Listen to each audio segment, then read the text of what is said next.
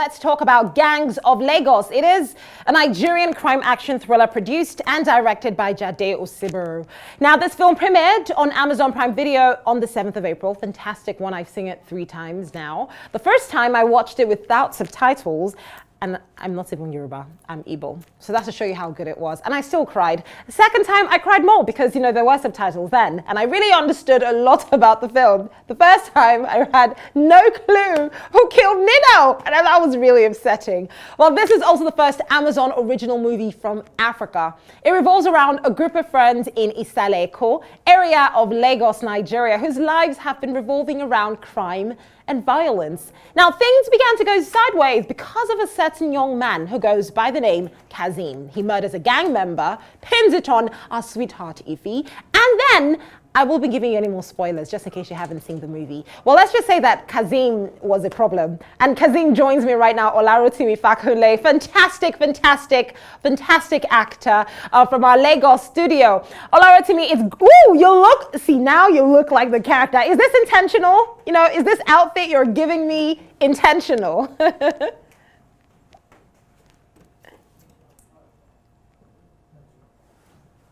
Man, I'm controller of people, so it's kind of intentional, yes.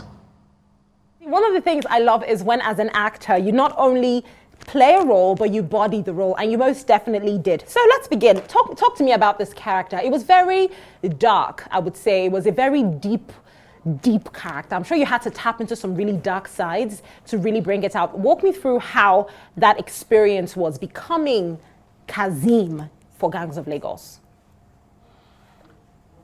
Becoming Kazim was a lot of work, and it had to do with a lot of research, a lot of on-site and on-field research.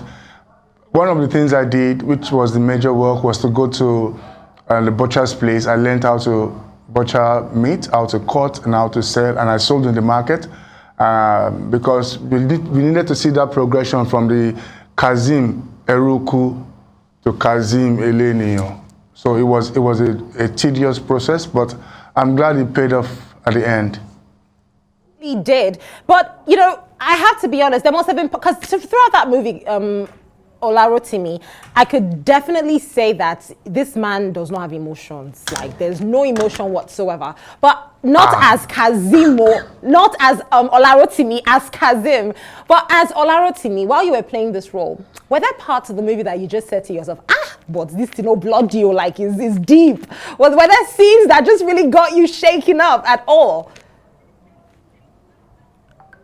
So at some point, even me, I became scared of myself. Some of the things that we did, there were a couple of things that happened on set while we were filming, like that scene where I practically sliced Wemimo's stomach and the bowels fell off.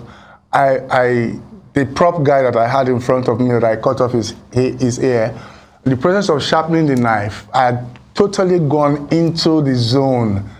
And I made some marks on his body. I didn't realize it until I started seeing, you know, that white line, like when you cut meat. And I'm just like, okay, slow down. Yo, that is insane. That is insane. Now, Olarotimi, you're a Nigerian, like most of us. I mean, we're all Nigerians at the end of the day. Gangs of Lagos, like I said when I was introducing you, I watched it without subtitles the first time. I don't speak Yoruba. I'm an Igbo woman. I'm from Anambra State, Azobunike.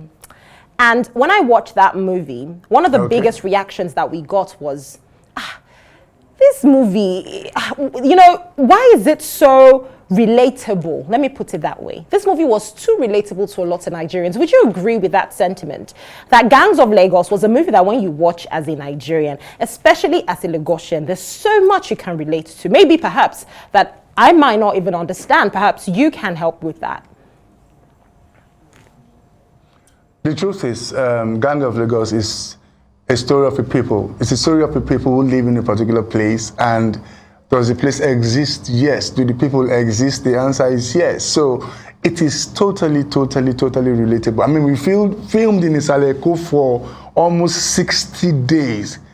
Isale-Eko, the madness in there, to get to experience it, is not a story that I can tell in a lifetime, but it is a beautiful experience, and it's something that I wouldn't be afraid to have one more time in this lifetime if there is a way.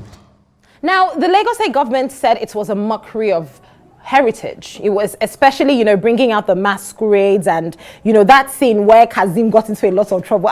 That scene, I was like, this Kazim should just die. They should just finish him once. It's like he refused to die in that scene. I was so tired. I'm like, what's wrong with this guy? I feel like getting into the film. But then again, those are the kind of emotions you brought out of all of us. But this is what the Lagos governor said. And, he was offended. What do you have to say to that scene as, your character was practically the reason why those people even had to hold guns?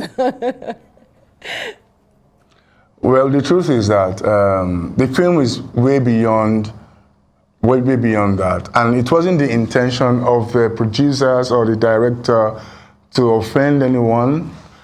What we are saying with this film, particularly those scenes, is that under the guise of this festival, these cultures, certain evil people hide beneath this to perpetrate their wickedness, to do stuff. It is just like the Boko Haram, infiltrating the Nigerian army's camp, killing the soldiers, and then taking on their uniform. When you see them outside, you have no idea if they are Boko Haram or the Nigerian army until they are caught. That is the same thing we are saying, that people hide under all these things to carry out evil. You understand? Of course, we love Joyo Masquerade, and we cherish it. I, for one, I cherish it. I do theater, and it's something that is one culture that I've always loved. I love that you just mentioned you did theater. I was having a review of Gangs of Lagos, and my very good friend and colleague and sister Judita had mentioned that when you see an actor who's done theater in films, you can tell that they have a theater background, because it's not just the same. There's a training that doing theater puts into you that even just regular film school doesn't just do it. But now I want us to just touch on the real issue here, Isaleko. You see, we've seen a lot of movies that really take us deep into some of these areas.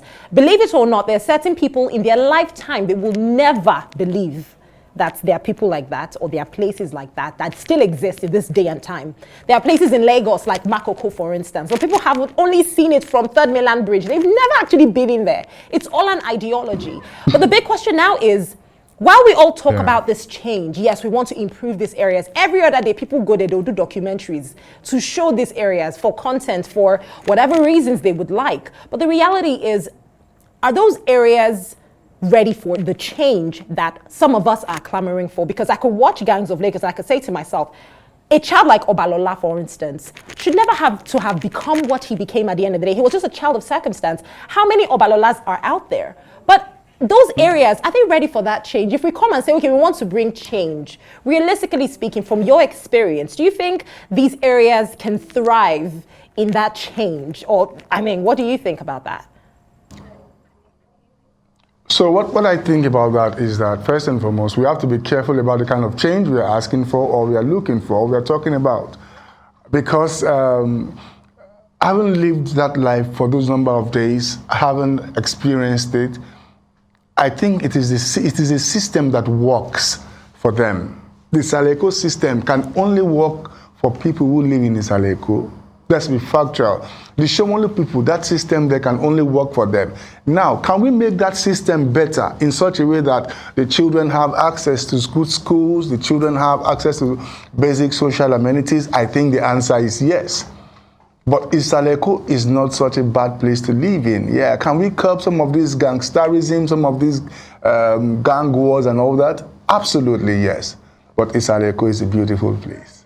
It is a beautiful place. You and me, Olarotimi, this is our personal secret. Don't tell anybody. When I was watching Gangs of Lagos, you know the person my eye was on. Don't be mad at me. Don't be jealous, because Kazim was just not being nice. But you see, Nino's character made me want to go to Isaleko and find my Nino. I absolutely loved how it was portrayed, that father to all. Before I let you go, though, I'm so excited to see more of your work, and I'm sure the rest of the world is. So, what's next for Olarotimi, Fakunle? What next for me is that there is a lot of projects coming up, and bigger project as well. Gangs of Lagos has just pushed me out there, and a lot of big projects are coming up. Of course, a lot of community giving projects as well coming up. There's an acting masterclass that I'm planning with my manager. There's a couple of outreach training program for some theater schools that I am planning as well. But most importantly, there are a couple of great films and great projects coming out that I think that the world is not ready to see yet. Yeah, I have to just throw one out on a limb here. I know your character died in Gangs of Lagos, but should we expect a sequel? For what it's worth asking. Is there a part 2 of Gangs of Lagos? Because Tenny, she was very, very, that look she gave Obalola was not a normal look. It was a look of, I'll show you Pepe, you know? So someone has asked me that question before, and I said to the person that, the person said, so what will Gang of Lagos be if there's a sequel and there's no Kazim in it? I said, what we saw, the character Kazim that we saw was that guy, that metamorphosed into becoming a Lenio. Now, nobody dug into Kazim's past. Nobody actually took time to find out why he became what he became at the end of the day. If there's a sequel to that, I think it will make a great story. I'd like to see how Tenny will react. Me personally, as an audience, and as the person who played Tenny's father, I'm very interested. I'm highly vested in that sequel. I want to see what happens. I want to see what happens. Quite honestly, the apple doesn't fall far from the tree. There's no way Kazim's own blood will just take that. Anyway, we're watching Olarotimi. I have to say a big thank you to you for joining us on the show today. Well done on a fantastic movie you've put out there. And I'm looking forward to what's more to come from you. Well done.